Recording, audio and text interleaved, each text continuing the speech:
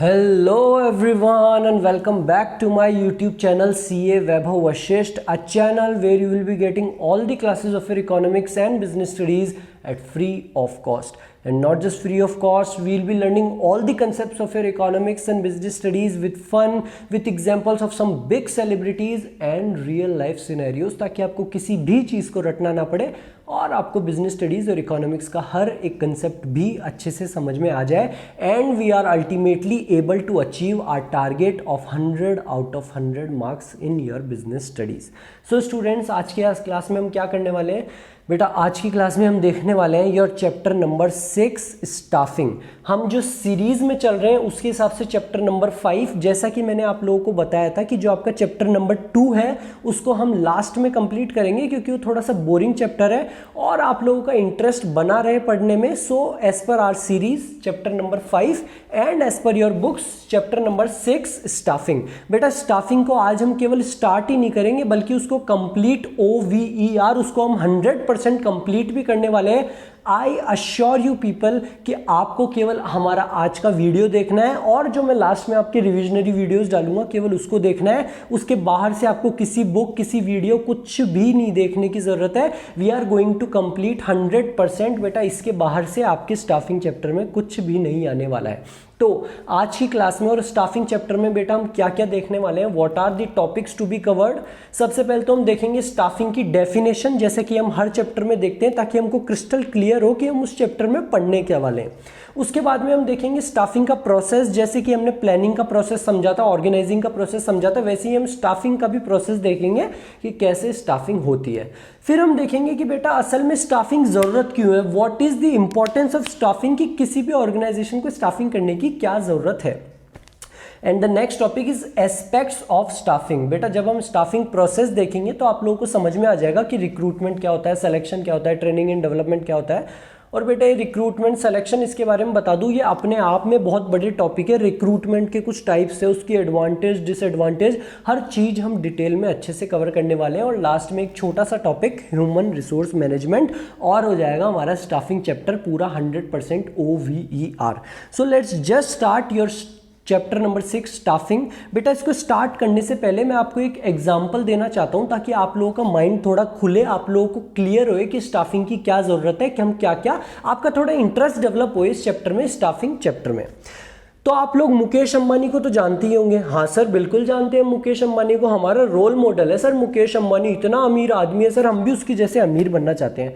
और बेटा आप लोग अनिल अंबानी को जानते हो? सर अनिल अंबानी को तो नहीं जानते, पर हाँ इतना सुना है कि उसका मुकेश अंबानी का कोई छोटा भाई है अनिल अंबानी।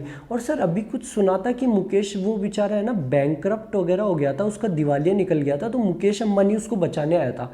तो बेटा मैं आपको आज से कुछ साल पहले लेके जाऊंगा। आज से कुछ साल पहले आपके मुकेश अंबानी और अनिल अंबानी में लड़ाई हो गई थी। सर लड़ाई हो गई थी इनके बीच में? हाँ बेटा, और मुकेश अंबानी की माता जी ने क्या किया, दोनों भाइयों को प्रॉपर्टी और पैसा आधा आधा बांट दिया कि तुम लोग लड़ाई मत करो, इतना पैसा तू रख, इतना पैसा तू रख।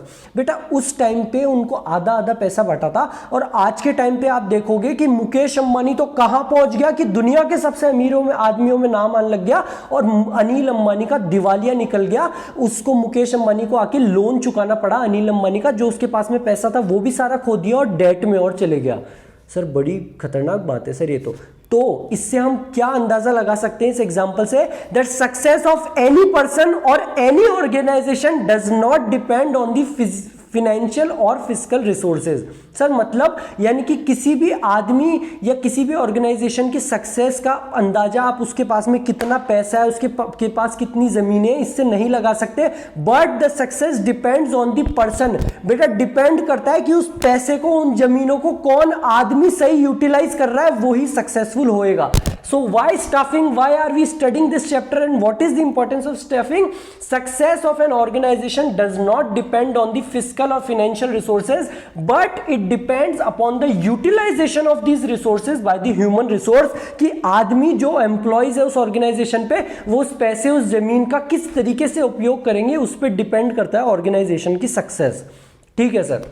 ये हमको समझ में आ गया। Now let's move on to the definition of staffing.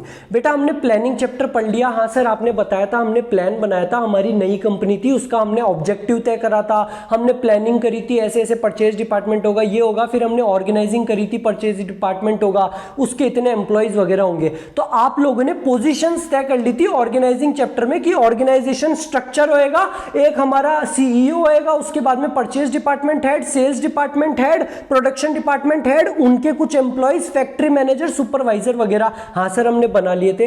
अब उस पोजीशन पे किसी को अपॉइंट भी तो करना पड़ेगा, खाली उस पोजीशंस का क्या काम है, उस पे किसी को अपॉइंट करना होता है। Staffing, what is staffing? It consist of man power planning, recruitment, selection, training, compensation, promotion and maintenance of managerial personal.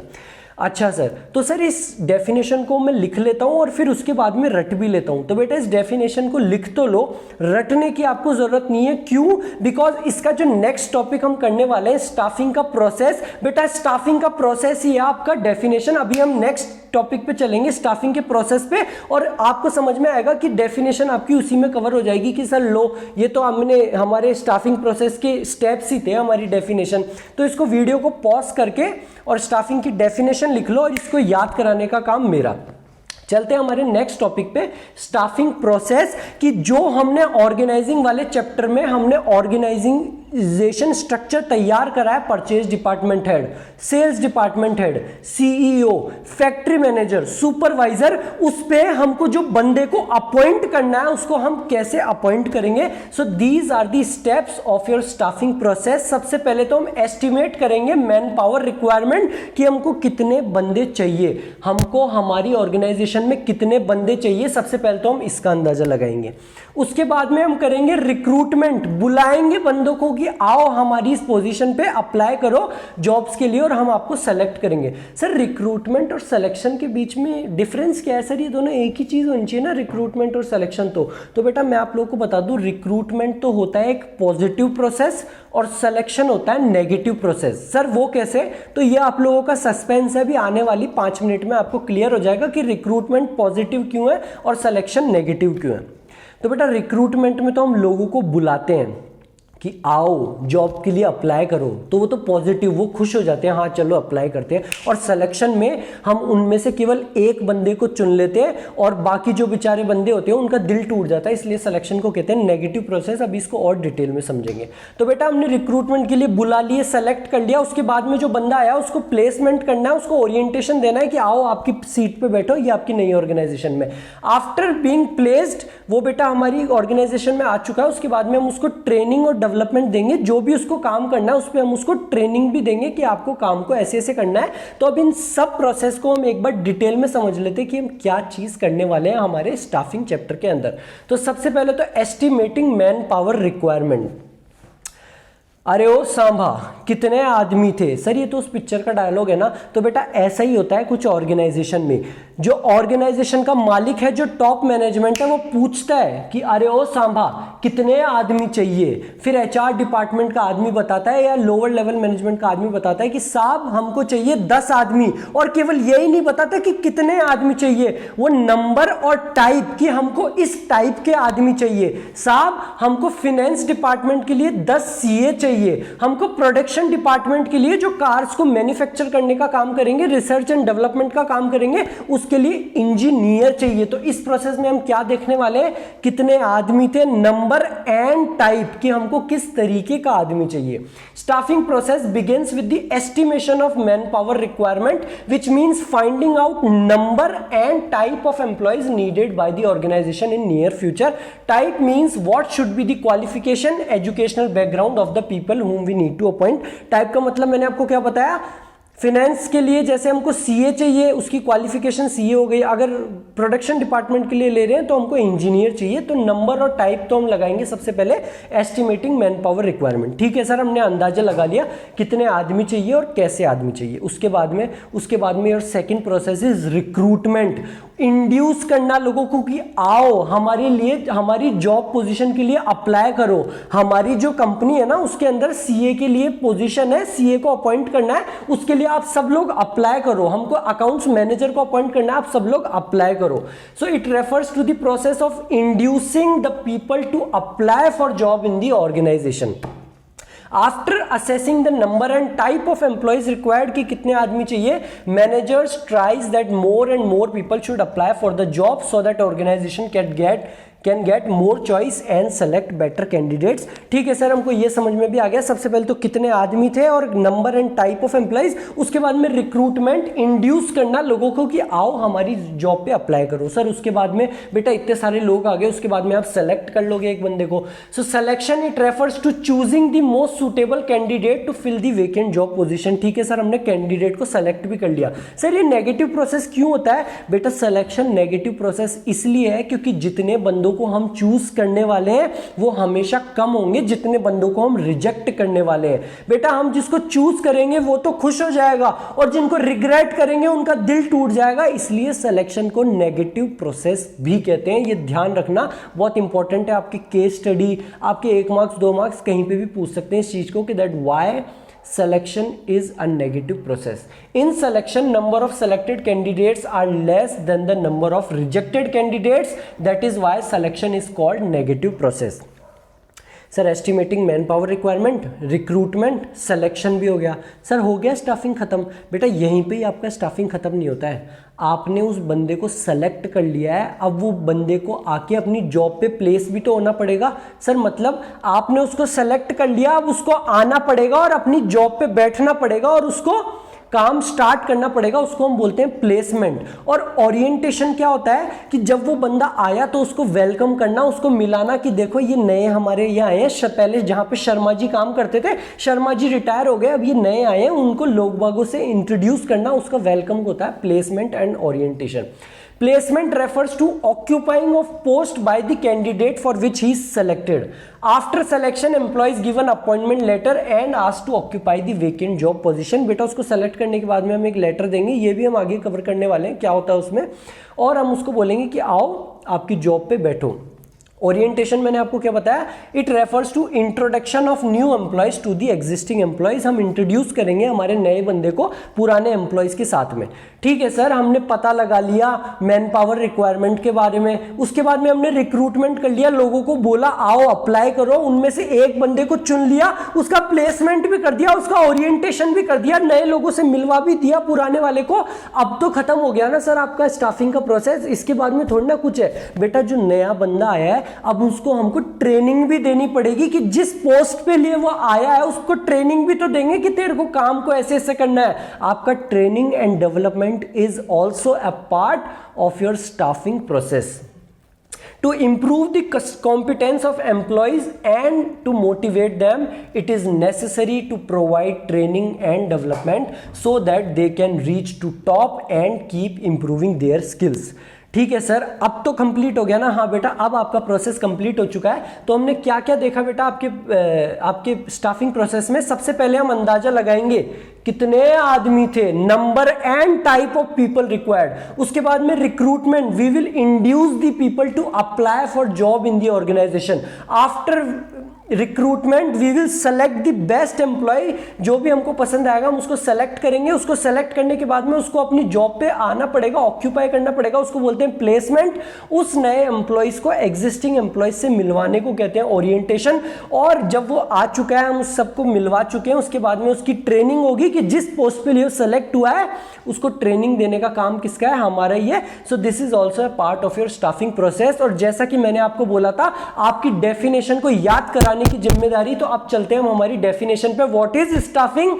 Staffing consist of man power planning, recruitment, selection, training. और ट्रेनिंग देने के बाद में उसको salary भी तो देनी पड़ेगी, फ्री में थोड़ा ना आएगा। कंपनसेशन, प्रमोशन, बंदे को प्रमोशन भी चाहिए होगा, and maintenance of managerial personnel. जैसे कि मैंने आपको देखा था हमारी स्टाफिंग की डेफिनेशन अपना प्रोसेस ही है। प्रोसेस आपको समझ में आ गया तो डेफिनेशन को आपको रटने की जरूरत नहीं है, आपकी डेफिनेशन भी क्लियर हो जाएगी। It consist of man power planning, recruitment, selection, training, training के बाद में उसको कंपनसेशन देना यानी कि सैलरी देना, promotion and management and maintenance of managerial personnel.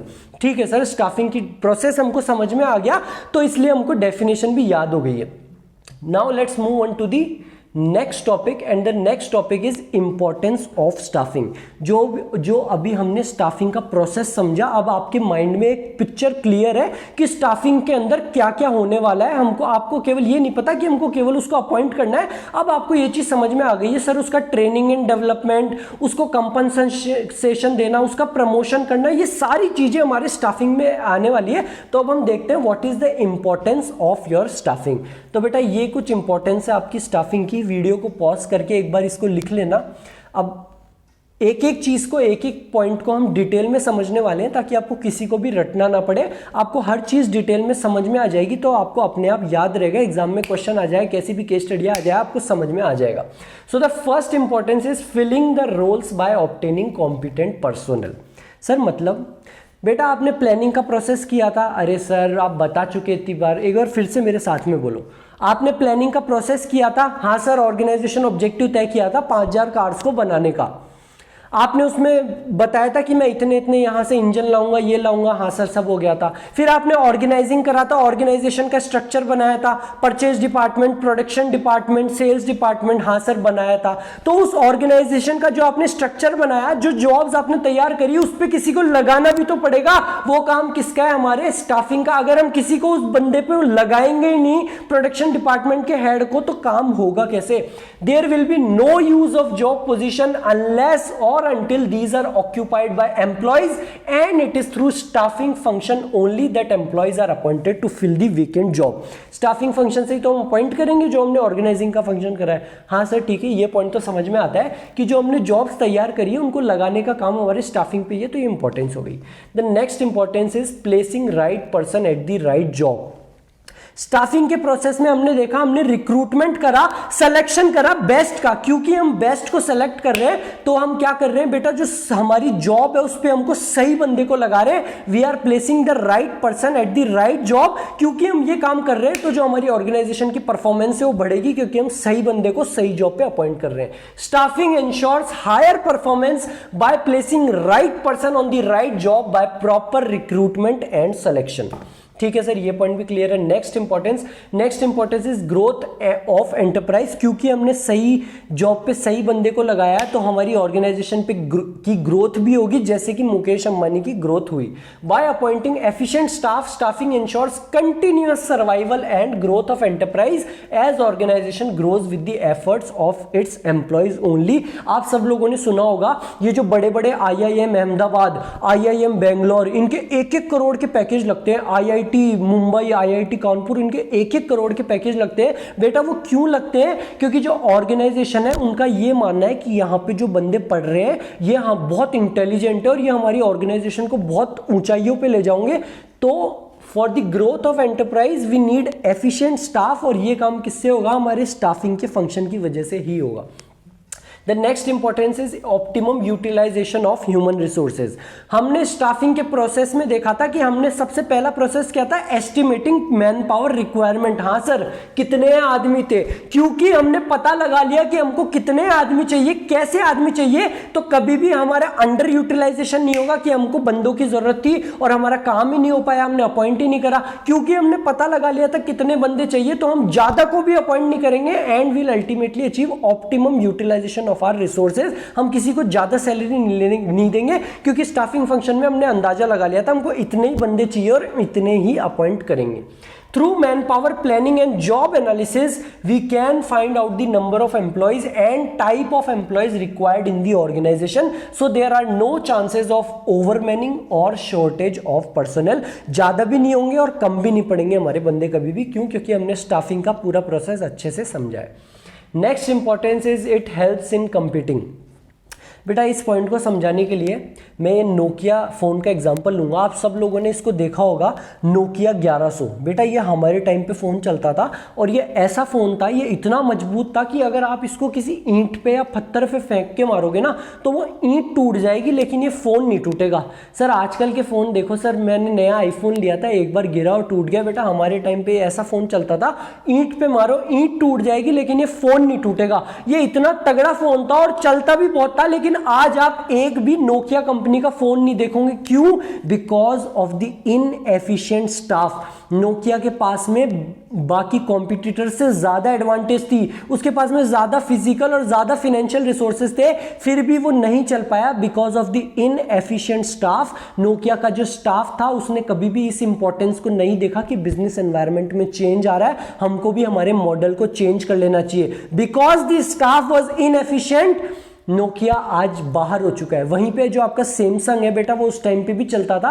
Nokia जो सैमसंग का स्टाफ था वो एफिशिएंट था, उसने समझा कि बिजनेस एनवायरनमेंट में चेंज आ रहा है, उसने अपने प्रोडक्ट में उस चेंज को लेके आया और आज आप सैमसंग का मोबाइल अभी भी मार्केट में देख सकते हो। Two organizations can easily acquire same type of physical and financial resources. बराबर पैसा हो सकता है सबके पास में, but what helps organization to win over other is the efficient staff. The organization with efficient staff can easily win over its competitors. जिसके पास में बंदे सही है वो organization ऊपर जाएगी और नहीं तो नोकिया की तरह गायब हो जाएगी। The next importance is that it helps in improving job satisfaction and morale of employees. बेटा मैंने आप लोगों को ऑलरेडी पिक्चर क्लियर कर चुकी है कि हम स्टाफिंग में क्या क्या कर पाएंगे। अब आप आपके दोस्त जो है ना, आपके दोस्तों के साथ, जैसा आप अपने दोस्तों से पूछोगे ना कि स्टाफिंग में क्या होता है, तो वो कुछ तो ऐसे होंगे है पता ही नहीं, कुछ थोड़े से इंटेलिजेंट होंगे, वो बोलेंगे स्टाफिंग में हमको मैन पावर को अपॉइंट करना है, बंदे को अपॉइंट करना है। लेकिन क्योंकि मैंने आप लोगों के माइंड में पिक्चर क्लियर कर चुका है तो आपको पता है कि हमको केवल बंदे को अपॉइंट ही नहीं करना है, उसको ट्रेनिंग भी देनी है, उसको डेवलपमेंट भी देना है। क्योंकि हम उस बंदे को ट्रेनिंग देंगे तो बेटा उसका जो जॉब सेटिस्फेक्शन और उसका मोरल है वो भी हमेशा हाई रहेगा, क्योंकि वो पूरा ट्रेंड है, उसकी परफॉर्मेंस अच्छी होगी, उसका मोरल हाई रहेगा। Staffing function does not and only with appointment of employees, it includes training, promotion, compensation. ये सारी चीजें हमारी किस में है? स्टाफिंग के फंक्शन में ही। All these activities help in motivating the employees and boost up the morale of employees. ठीक है सर, ये इंपॉर्टेंस भी क्लियर है। और it is the key to effectiveness of other functions. बेटा स्टाफिंग ऐसा फंक्शन है जिसमें हम ह्यूमन बीइंग्स को अपॉइंट कर रहे हैं। क्योंकि हम ह्यूमन बीइंग्स को अपॉइंट कर रहे हैं तो ये ह्यूमन बीइंग्स ही वो लोग हैं जो बाकी के फंक्शंस भी करेंगे मैनेजमेंट के। और मैनेजमेंट के बाकी फंक्शंस क्या है? प्लानिंग किसने किया था? सर टॉप मैनेजमेंट और मिडिल मैनेजमेंट सब ने मिलके किया था, पर ज़्यादातर टॉप मैनेजमेंट में। टॉप मैनेजमेंट में कौन था? सर सुंदर पिचाई, पराग अग्रवाल। बेटा ये है कौन? ह्यूमन बीइंग्स ही तो है। इनको अपॉइंट किसने करा? कंपनी के मालिकों ने। किस फंक्शन के हिसाब से करा? स्टाफिंग फंक्शन की वजह से। So because of staffing function we appoint human beings and this human beings are actually responsible for carrying out the other functions of management also.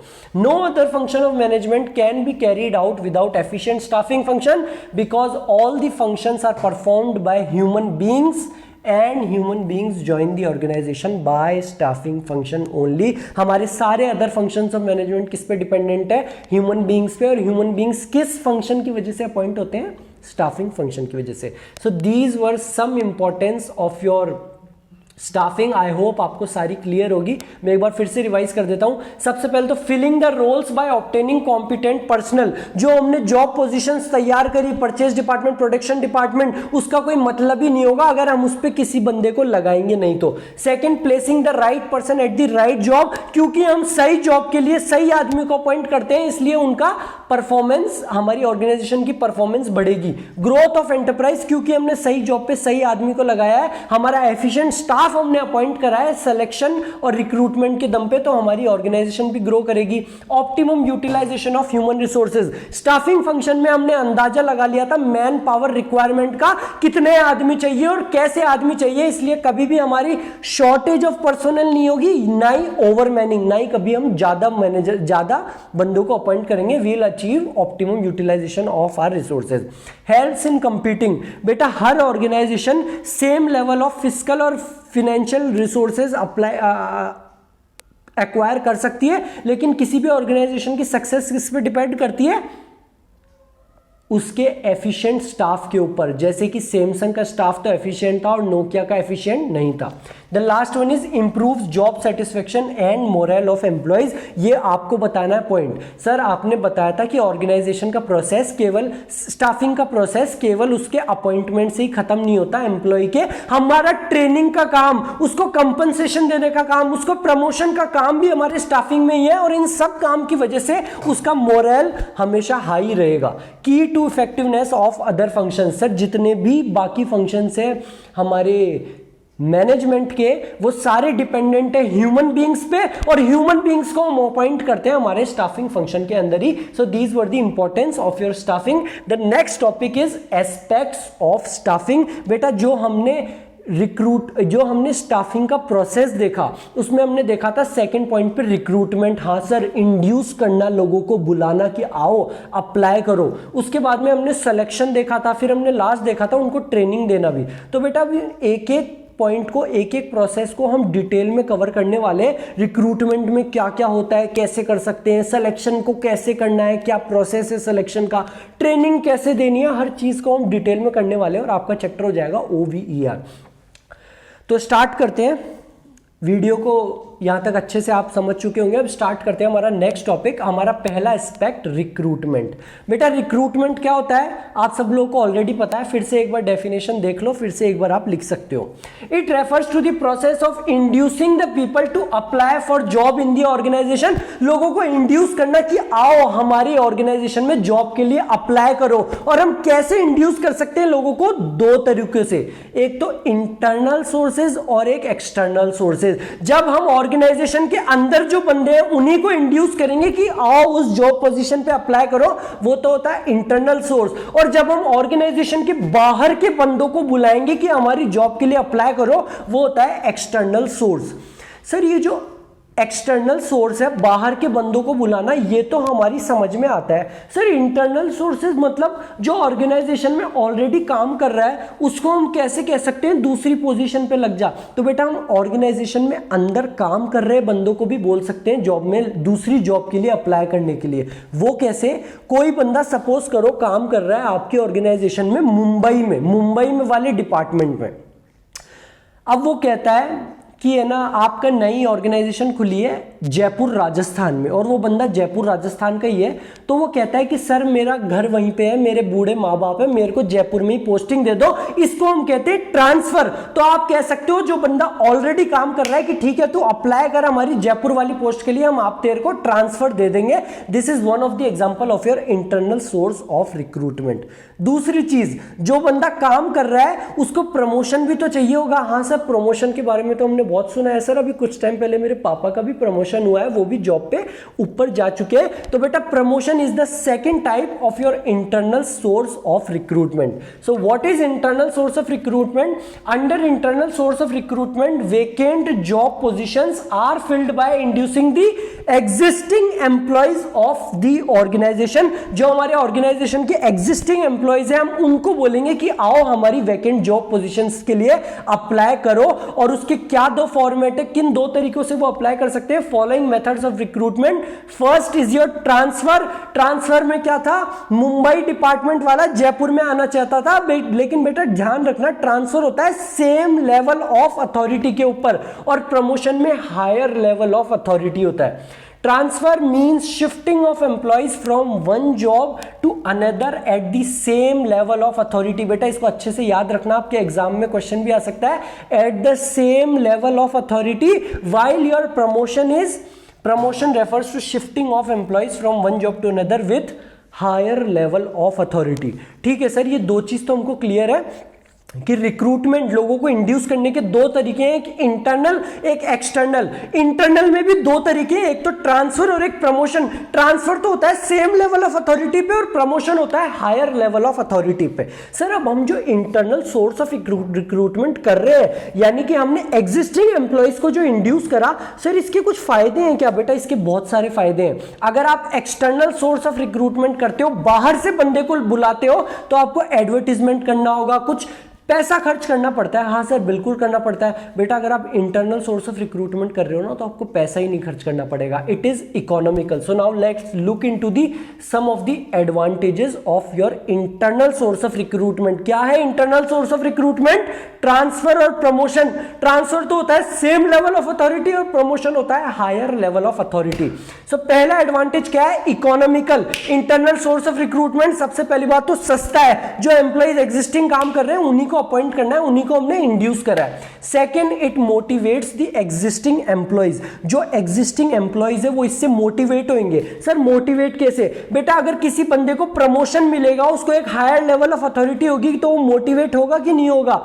तो जो आपका इंटरनल सोर्स ऑफ रिक्रूटमेंट है, कई companies ऐसी है बेटा जो हमेशा internal source of recruitment he adopt करती है। क्यों? क्योंकि जो उसके एग्जिस्टिंग एम्प्लॉइज है ना वो हमेशा मोटिवेटेड रहें, ज्यादा से ज्यादा काम करें, बहुत अच्छा काम करें, क्योंकि उनको लगेगा कि यार मेरे साथ में जो दोस्त काम कर रहा था ना उसका भी प्रमोशन हो गया था, उसकी सैलरी बढ़ गई थी, मैं भी बहुत अच्छे से काम करता हूं, मेरा भी प्रमोशन होगा, मेरी भी सैलरी बढ़ जाएगी। The third importance is employees already familiar with the rules of organization and therefore less chances of turnover.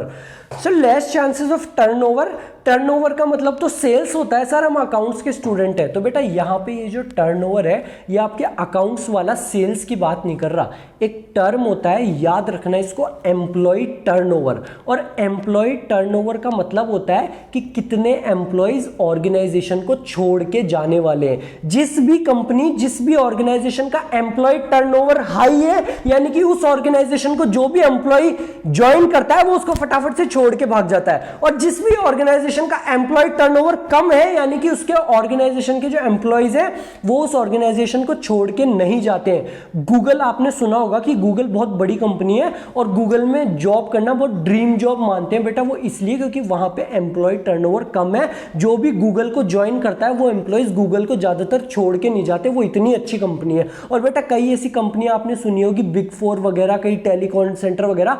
टेलीकॉल centre आपने बिल्कुल सुना होगा, आप 12th में हो, आपके एक दो सीनियर वगैरह होंगे, वो ज्वाइन करते हैं, 1-2 महीने टेलीकॉल सेंटर पे काम करते हैं और छोड़ के भाग जाते हैं। ऐसे सेंटर, कॉल सेंटर वगैरह, इनका एम्प्लॉय टर्नओवर हमेशा ज्यादा होता है। अब आते हैं हमारे टॉपिक पे। तो क्योंकि हम जो एग्जिस्टिंग एम्प्लॉइज हैं उन्हीं को अपॉइंट कर रहे हैं ट्रांसफर और प्रमोशन से हमारी नई जॉब के लिए, तो उनको ऑलरेडी पता है रूल्स और रेगुलेशन के बारे में ऑर्गेनाइजेशन के, वो ऑलरेडी अवेयर है ऑर्गेनाइजेशन के रूल्स और रेगुलेशन से, वो ऑलरेडी खुश हैं अपनी ऑर्गेनाइजेशन पे, तभी तो वो टिके हुए हैं। तो अगर हम इंटरनल सोर्स ऑफ रिक्रूटमेंट से रिक्रूटमेंट करेंगे तो जो एम्प्लॉयज के छोड़ के जाने की गुंजाइशें हैं वो हमेशा कम होगी। क्यों? क्योंकि उनको ऑलरेडी पता है रूल्स और रेगुलेशन के बारे में। यही अगर हम एक्सटर्नल सोर्स से करेंगे तो उसको रूल्स और रेगुलेशन के बारे में पता नहीं कि ऑर्गेनाइजेशन कैसी है, तो वहां पे जो एम्प्लॉय टर्नओवर है वो ज्यादा होगा। तो एक्सटर्नल सोर्स की तो ये डिसएडवांटेज है और इंटरनल सोर्स की ये एडवांटेज है कि यहां पे एम्प्लॉय टर्नओवर कम है, लोग बाग हमारे एम्प्लॉयज छोड़ के कम जाएंगे। क्यों? क्योंकि ऑलरेडी उनको रूल्स और रेगुलेशन ऑर्गेनाइजेशन से वो फेमिलियर है। ठीक है सर, ये भी समझ में आता है। Fourth importance is it improves performance of employees.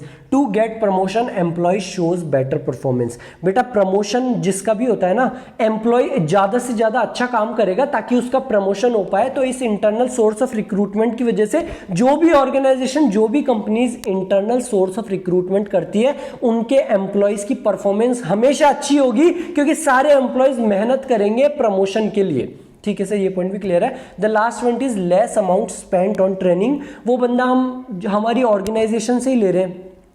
Suppose करो परचेज डिपार्टमेंट के हेड का एक एम्प्लॉय था, अब हमको परचेज डिपार्टमेंट हेड मर गया या उसका ट्रांसफर हो गया। अब वो जो एम्प्लॉय काम कर रहा था ना ज्यादा, हमने उसी को अपॉइंट कर दिया, तो वो ऑलरेडी फेमिलियर है डिपार्टमेंट से, तो हम उसकी ट्रेनिंग पे भी हमको कम पैसे खर्च करने की जरूरत है। So these are some of the advantages of your internal source of recruitment. सबसे पहला तो सस्ता है, economical. Second, motivates the existing employees. जो एग्जिस्टिंग एम्प्लॉयज है वो मोटिवेटेड रहेंगे कि अच्छे से अच्छा काम करते हैं, हमको प्रमोशन मिलेगा। The third one is there is less chances of employee turnover, क्योंकि जो एग्जिस्टिंग एम्प्लॉइज है वो ऑलरेडी फेमिलियर है ऑर्गेनाइजेशन के रूल्स और रेगुलेशन से, तो यहां पे जो एम्प्लॉय टर्नओवर, एम्प्लॉय के छोड़ने के चांसेस है कंपनी को, वो कम है। It improves performance of employees, employees की परफॉर्मेंस भी अच्छी होती है। क्यों? क्योंकि जिन भी ऑर्गेनाइजेशन में इंटरनल सोर्स ऑफ रिक्रूटमेंट होता है वहां के ऑर्गेनाइजेशन के एम्प्लॉयज ये सोचते हैं कि मेरा प्रमोशन होगा, तो वो काम अच्छे से अच्छा करते हैं। And the last one is less amount spent on training. अगर हम हमारे डिपार्टमेंट के अंदर से ही किसी बंदे को अपॉइंट कर देते हैं किसी दूसरी जॉब पे, या मान लो ट्रांसफर कर देते हैं, तो मुंबई में भी वही काम कर रहा था, अब बस जगह बदल गई, जयपुर में भी यही काम करेगा, तो ट्रेनिंग पे भी कम पैसा खर्च होता है। लेकिन कहते हैं ना हर सिक्के के दो पहलू होते हैं, ये तो कुछ एडवांटेजेस थी। There are some disadvantages also of your internal sources recruitment. And what are the disadvantage? क्या खामियां है? सबसे पहले तो नो फ्रेश और new ideas will come in the organisation.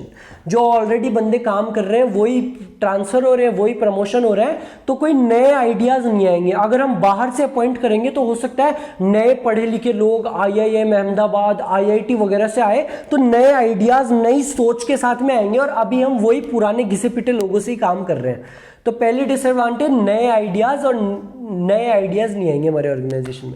दूसरी, there will be limited choice. जो हमारे एम्प्लॉयज हैं हमको उन्हीं का ही प्रमोशन करना है, उन्हीं का ही ट्रांसफर करना है, तो हमारे पास में कम चॉइस है। यही अगर एक्सटर्नल सोर्स से करेंगे तो 10,000 एप्लीकेशन आ जाएगी हमारे पास, सर हम चाहते हैं आपकी जॉब, वहां पे हमारे पास चॉइस क्या होगी? वाइडर। तो ये जो इसका डिसएडवांटेज है वो एक्सटर्नल का क्या होने वाला है? Advantage. Not suitable for new organization. Sir ये कैसी बात कर दी? कोई अगर नई ऑर्गेनाइजेशन है उसके लिए तो ये सुटेबल है ही नहीं बेटा, उसके एग्जिस्टिंग एम्प्लॉयज ही नहीं है, तो वो इंटरनल सोर्स ऑफ रिक्रूटमेंट कैसे करेगा? The last one is frequent transfers may reduce the productivity of employees. बेटा अगर हम किसी भी एम्प्लॉयज का बार बार ट्रांसफर करे जा रहे कि अभी तू जयपुर में काम कर, अब तू जाके भीलवाड़ा जा, अब तू मुंबई जा, अब तू मध्य प्रदेश जा, अब तू असम जा, तो हो सकता है उसकी प्रोडक्टिविटी कम हो जाए, वो बेचारा सेटल ही नहीं हो पा रहा। सर एक साल इस स्टेट में काम करता हूं, दूसरे साल उस स्टेट में ट्रांसफर कर देते हैं, तो this internal source of recruitment transfer ये बेटा उसकी प्रोडक्टिविटी को भी कम कर सकता है। So these were some of the disadvantages of your internal source of recruitment. ठीक है सर अब चलते हैं हम हमारे external source of recruitment. Sir external source of recruitment हमको बहुत अच्छे से पता है, जब भी हम ऑर्गेनाइजेशन के बाहर से किसी को रिक्रूट करें, इंड्यूस करें लोगों को, तो वो हमारा एक्सटर्नल सोर्स ऑफ रिक्रूटमेंट है। When the candidates from outside the organization are invited to fill the vacant job position, then it is external recruitment. Sir हम कैसे कर सकते हैं external recruitment? So these are some methods of your external recruitment. First is direct recruitment. Sir direct recruitment का मतलब, तो बेटा आप लोगों ने वो पिक्चर देखी है द परस्यूट ऑफ हैप्पीनेस, उसमें क्या होता है बेटा, विल स्मिथ एक कंपनी के बाहर जाता है, वहां पे पोस्टर देखता है कि यहाँ पे कंपनी, यहाँ पे है ना किसी एम्प्लॉय की जरूरत है। तो ऐसा पहला हुआ करता था कि कोई भी ऑर्गेनाइजेशन, कोई भी कंपनी अपने कंपनी के गेट के बाहर या दीवार के बाहर लिख देती थी कि हमको इस बंदे की जरूरत है। डायरेक्ट रिक्रूटमेंट, कोई भी बाहर से जा रहा होता था वो पढ़ता था कि इनको एम्प्लॉय की जरूरत है, और वो कंपनी के अंदर वॉक इन इंटरव्यू के लिए चले आता था कि सर मेरे को अपॉइंट कर लो आपकी जॉब पोजीशन पे। तो ये जो मेथड है डायरेक्ट रिक्रूटमेंट का, ये ज़्यादातर छोटी पोजीशंस के लिए मान्य है। सर छोटी पोजीशंस जैसे कि पियोन वगैरह, जो पियोन वर्कर जो अपन रखते हैं ना, ऑफिस बॉय वगैरह, उनके लिए ये रिक्रूटमेंट का मेथड सही है। क्यों? क्योंकि वही बंदे बाहर से जाएंगे, वो पढ़ेंगे कि यहाँ पे पियोन की जरूरत है। ऐसा थोड़ा ना है कोई चार्टेड अकाउंटेंट, मान लो फाइनेंस मैनेजर का हेड अपॉइंट करना है, तो उसके लिए थोड़ा ना गेट पे लगाएंगे। सारे चार्टेड अकाउंटेंट थोड़ा ना बाहर से निकलते रहते हैं। किसी इंजीनियर की जरूरत है तो इंजीनियर थोड़ा ना बेचारा बाहर से निकलता रहता है कि यहाँ पे लिखा हुआ है बोर्ड। तो पहला मेथड तो है आपका एक्सटर्नल सोर्स का डायरेक्ट रिक्रूटमेंट। डायरेक्ट रिक्रूटमेंट का मतलब ऑर्गेनाइजेशन के गेट पे, दीवार पे बाहर ही लिख देना कि हमको जरूरत है। सेकंड इज एडवर्टाइजिंग, मैं पेपर में ऐड दे दूं कि आओ मेरी जॉब पोजीशन पे अप्लाई करो, मेरे को एक अकाउंट्स मैनेजर की जरूरत है। Third is placement agencies. बेटा कुछ प्लेसमेंट एजेंसीज भी होती है, आपने कभी अपने घर पे कभी सुना होगा किसी भैया के बारे में, कई जो एजेंसीज होती है ना जो फोन करती है कि हाँ यहाँ पे एक कंपनी में हम आपको लगा सकते हैं, लेकिन हम आधे महीने की सैलरी लेंगे, हम 1 महीने की सैलरी लेंगे। तो बेटा ये जो प्लेसमेंट एजेंसीज होती है ना, ये उस एम्प्लॉय से भी पैसा ठग लेती है और कंपनी से भी पैसा लेती है। इसमें क्या होता है, प्लेसमेंट एजेंसीज कंपनी से बात कर लेती है कि आप बताओ आपको कितने बंदे चाहिए, और वो एम्प्लॉय से भी टच में रहती है। तो placement agencies is the third method of your external recruitment.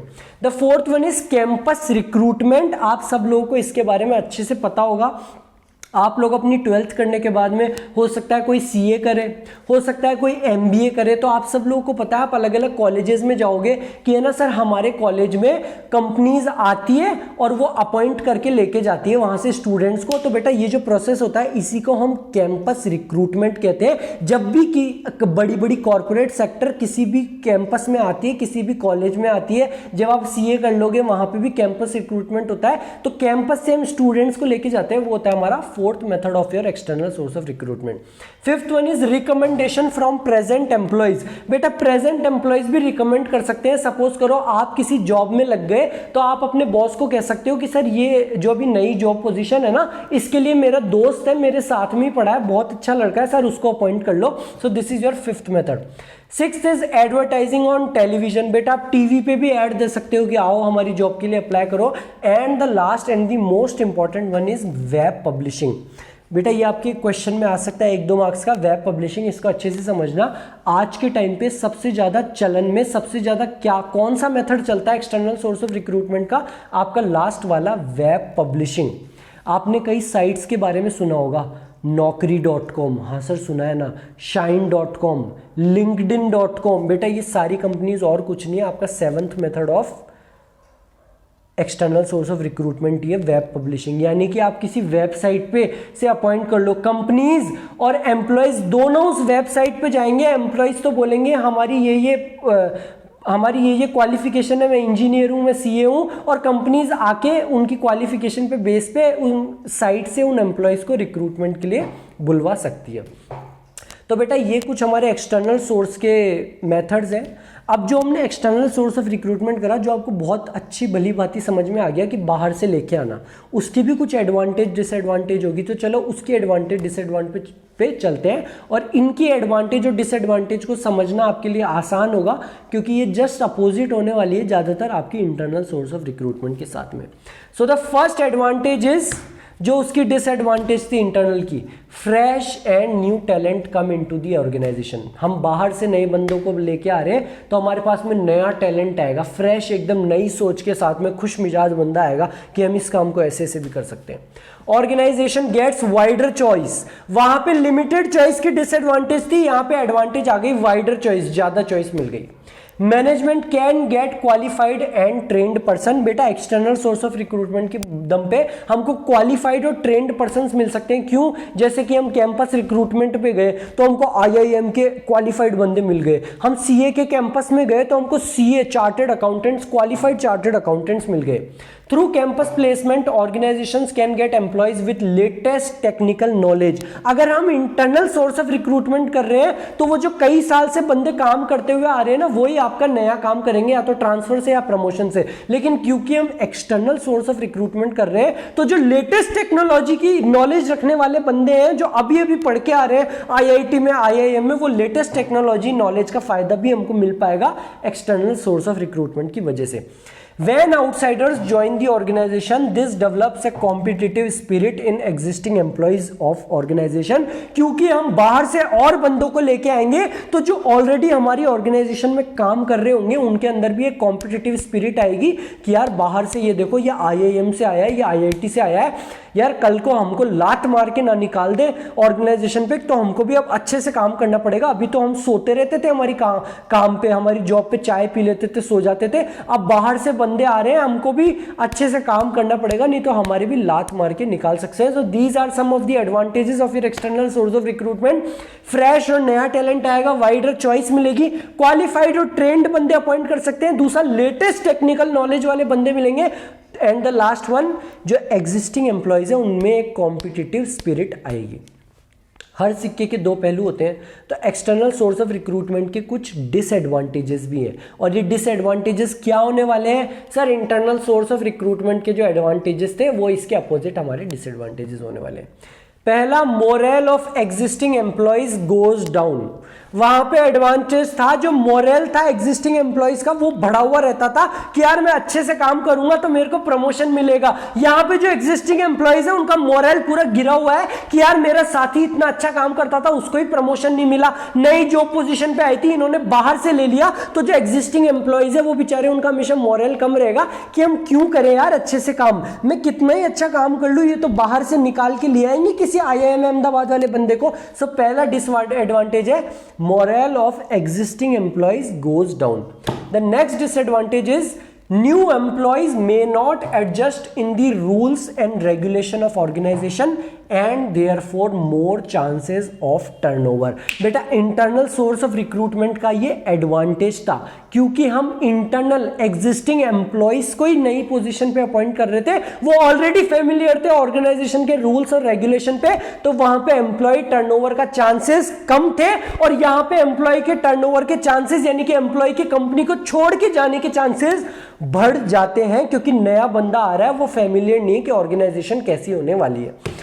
The last one is it is expensive। Internal source of recruitment economical था, सस्ता था, लेकिन ये एक्सपेंसिव है। एक्सपेंसिव क्यों है बेटा? बाहर से बंदों को इंड्यूस करना है, एडवर्टीजमेंट देना है, पैसा तो लगेगा, कैंपस रिक्रूटमेंट में जाना है, पैसा तो लगेगा, प्लेसमेंट एजेंसीज को अपॉइंट करना है, पैसा तो देना पड़ेगा। So this external source of recruitment is expensive.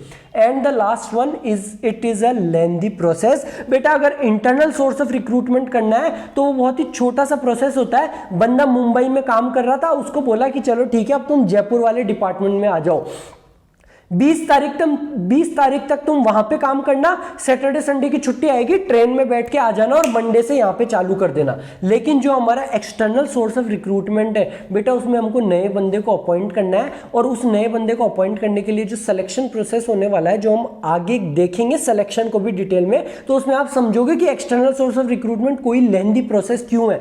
Advertisement देना, फिर बंदा आएगा, प्लेसमेंट एजेंसीज के पास जाना, लिंक्डइन पे जाना, सर्च करना, उस बंदे को पढ़ना, बहुत लेंथी प्रोसेस है। So these were some of the disadvantages of your external source of recruitment. I hope आपको internal source of recruitment, external source of recruitment बेटा मैंने बहुत अच्छे से समझाया, उनके एडवांटेज डिसएडवांटेज सारी क्लियर कर दी। तो हमारा रिक्रूटमेंट जो था फर्स्ट एस्पेक्ट वो पूरा कंप्लीट हो चुका है। Now let's move on to the second aspect of your staffing and that is selection.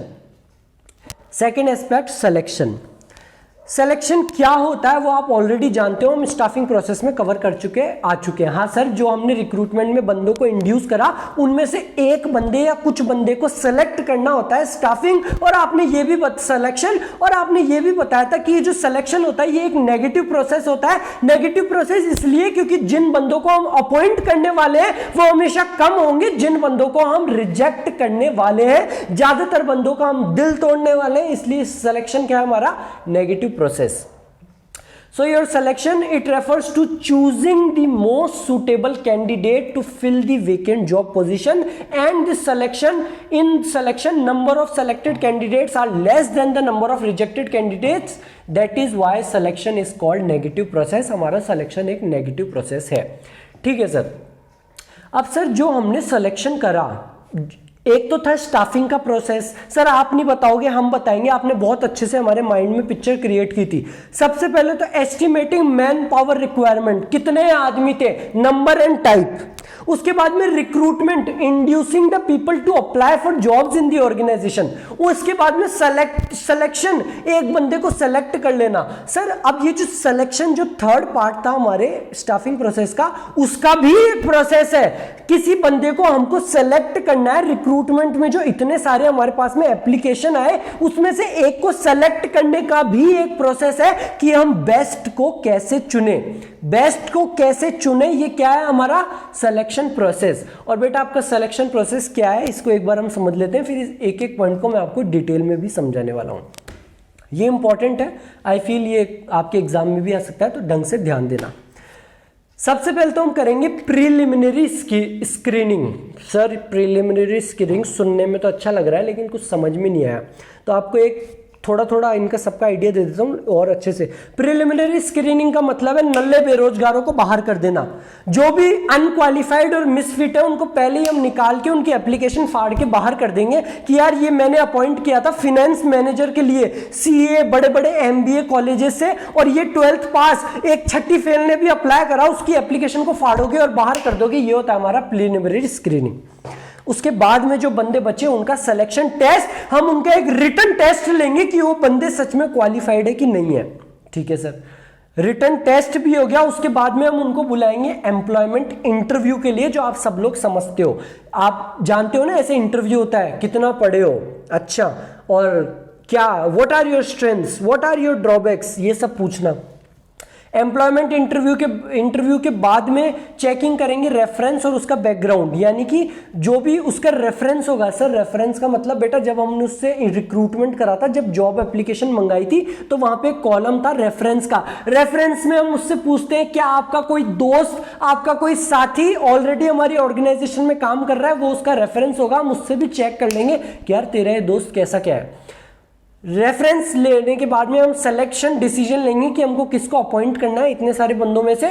उसके बाद में हम उसका मेडिकल एग्जामिनेशन भी करेंगे, फिर उसको जॉब ऑफर देंगे। जब वो जॉब ऑफर को एक्सेप्ट कर लेगा तो वो होगा हमारा contract of employment. Job offer को साइन करने का मतलब कॉन्ट्रैक्ट ऑफ एम्प्लॉयमेंट। अब इस एक एक चीज को हम डिटेल में समझ लेते हैं, अच्छे से लिखते हुए चलना, ये क्वेश्चन आपके एग्जाम में भी आ सकता है।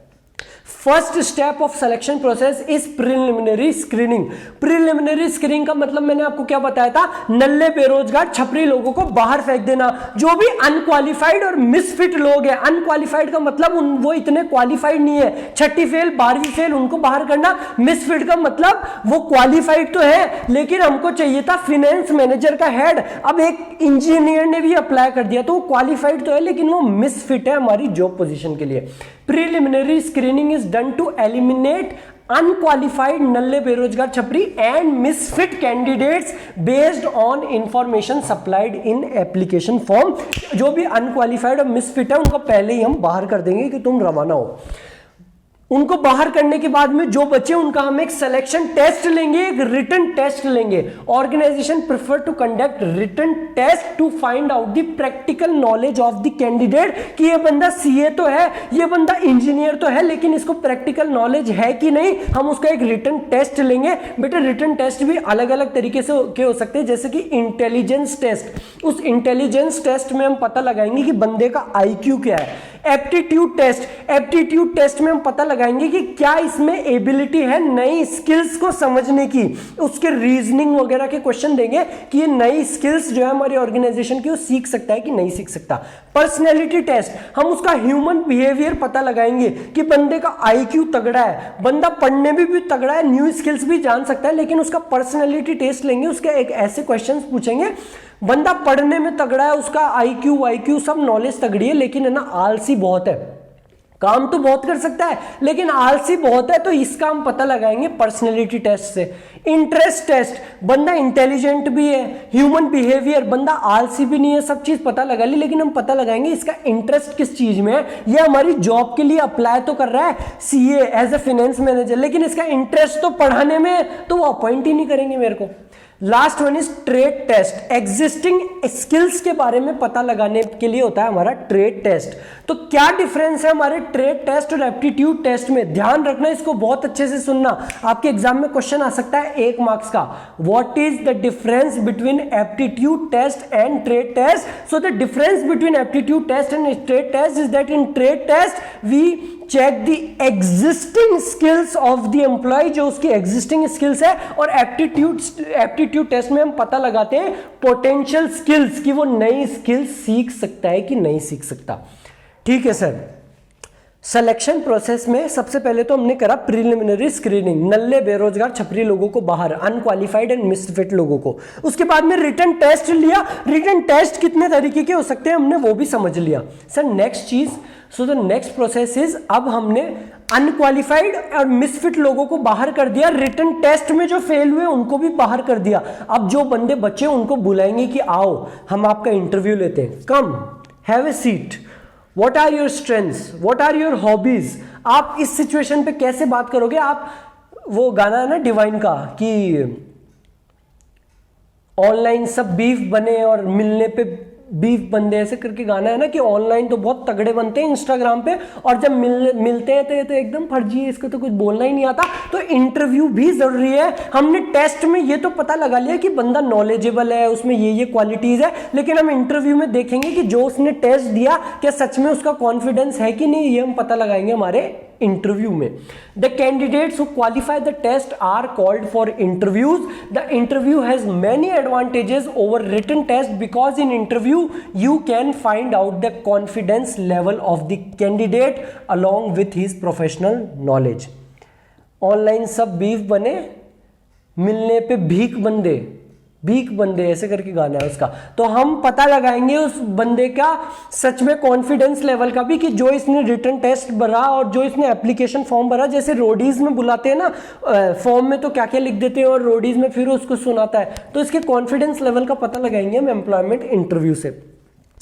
उसके बाद में हम क्या करेंगे बेटा, हमने एम्प्लॉयमेंट इंटरव्यू भी ले लिया, इंटरव्यू में भी वो पास हो गया, फिर हम चेक करेंगे रेफरेंसेस जो उसने जॉब एप्लीकेशन में दिए थे अपने दोस्तों यारों के नाम, उनसे जाके पूछेंगे कि है ना ये नया बंदा आया था राकेश करके, इसने बोला था कि ये तेरा दोस्त है। बोले हाँ सर मेरा दोस्त है। तो ये असल में कैसा है यार बंदा? बोले सर बंदा इंटेलिजेंट तो है लेकिन सर विश्वास लायक नहीं है सर, मेरे कॉलेज में चोरी करता हुआ पकड़ा गया था। तो हम पता लगाएंगे हमारे एग्जिस्टिंग एम्प्लॉय से कि ये बंदा सही है कि नहीं है। In application form candidate is asked to give the names of 2 references. Organization can check with the references about the personal character of the candidate कि सही कहीं हम साले किसी चोर को तो अपॉइंट नहीं कर रहे हमारी ऑर्गेनाइजेशन में। हमने मिसफिट लोगों को बाहर कर दिया, टेस्ट भी ले लिया, इंटरव्यू भी कर लिया, उसके रेफरेंस भी चेक कर लिए। उसके बाद में अब हम डिसीजन लेंगे कि यार ये जो जितने भी लोग बचे हैं, ये सारी जो मलाई की खीर है उसमें से भी अपॉइंट करना कि हम किसको अपॉइंट करने वाले हैं। The candidate who pass the test, interview and reference check are included in selection list and the manager select most suitable candidate from the list. जो भी मोस्ट सुटेबल कैंडिडेट होगा फिर हम उसको सेलेक्ट कर लेंगे, और उसको सेलेक्ट करने पे यहाँ पे हमारी रामायण खत्म नहीं हो जाती। उसके बाद में हम उसका मेडिकल एग्जामिनेशन भी करेंगे। सर ऐसा थोड़ी ना होता है बेटा, आजकल की जो ऑर्गेनाइजेशन है वो मेडिकल एग्जामिनेशन को अवॉइड करती है, लेकिन मैं आपको कुछ पहले लेके चलूं तो पहले क्या होता था, आपको टाटा कंपनी, रिलायंस कंपनी में लगना है, या आज भी कई कंपनीज ऐसी है जो बंदे को सेलेक्ट करने के बाद में उसका मेडिकल टेस्ट भी लेती है कि कहीं हमने जिस बंदे को सेलेक्ट करा है उसको कोई बड़ी बीमारी तो नहीं, हम इस बंदे को सेलेक्ट कर लिए, अब इसको ट्रेनिंग देंगे, इसको डेवलपमेंट देंगे, इस पर पैसा खर्च करेंगे और पता चले 1 साल बाद में लुढ़क गया कैंसर से, किसी और बीमारी से लुढ़क गया। तो कई कंपनीज मेडिकल टेस्ट भी कंडक्ट कराती है। Before giving appointment letter the candidate selected are sent for medical fitness test.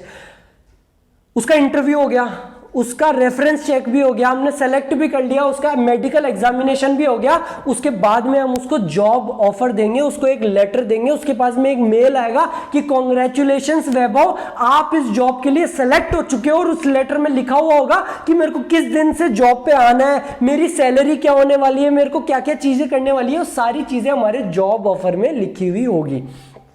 The applicant who cleared the medical test are given job offer through letter of appointment.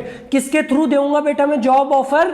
Letter of appointment. और इस letter of appointment में क्या लिखा हुआ होता है? In the letter date of joining, terms and conditions etcetera are mentioned. Generally a reasonable time is given to the candidate to join the organization. हम उसको जॉब ऑफर देंगे किस रूप में? Letter of appointment. Letter of appointment हम लिखेंगे date of joining, terms और condition वगैरह, क्या सैलरी होने वाली है, और जनरली हम उसको एक रीजनेबल टाइम देंगे कि आप 1 महीने, 2 महीने, 3 महीने बाद में हमारी कंपनी को ज्वाइन कर लेना, आपकी पुरानी वाली जो ऑर्गेनाइजेशन है उसको छोड़ देना, जो भी आपका नोटिस पीरियड है उसको सर्व करना, और एक रीजनेबल टाइम के बाद में हमारी कंपनी ज्वाइन कर लेना। हमने उसको क्या दे दिया है? Job offer. अब जब वो उस जॉब ऑफर को एक्सेप्ट कर लेगा, मेल पे साइन करके देगा, हाँ मैं आपका जॉब ऑफर एक्सेप्ट करता हूं, मैं तैयार हूं इस रुपए में, इस टर्म्स एंड कंडीशन में आपके पास आने में, वो होता है contract of employment. Contract of employment में क्या होता है बेटा? जॉब ऑफर को एक्सेप्ट करना। जॉब ऑफर किसने दिया था? कंपनी ने दिया था एम्प्लॉय को, terms and condition, date of joining के साथ। जब वो उस जॉब ऑफर को एक्सेप्ट कर लेगा, साइन करके दे देगा, अपना आधार कार्ड देगा, अपना पैन कार्ड देगा, वो होता है contract of employment. When candidates accept the job offer, it refers to signing of contract of employment. While signing the contract of employment, the employer and candidate exchange certain documents. बेटा employer और candidates कुछ documents exchange करते हैं, जैसे कि employer कुछ document देगा और employee भी उसको आधार कार्ड, पैन कार्ड, पासपोर्ट वगैरह अपने सारे डॉक्यूमेंट्स देगा और ऐसे एक्सचेंज करके हमारा कॉन्ट्रैक्ट ऑफ एम्प्लॉयमेंट होता है। और ये होता है बेटा फाइनली आपका सिलेक्शन प्रोसेस।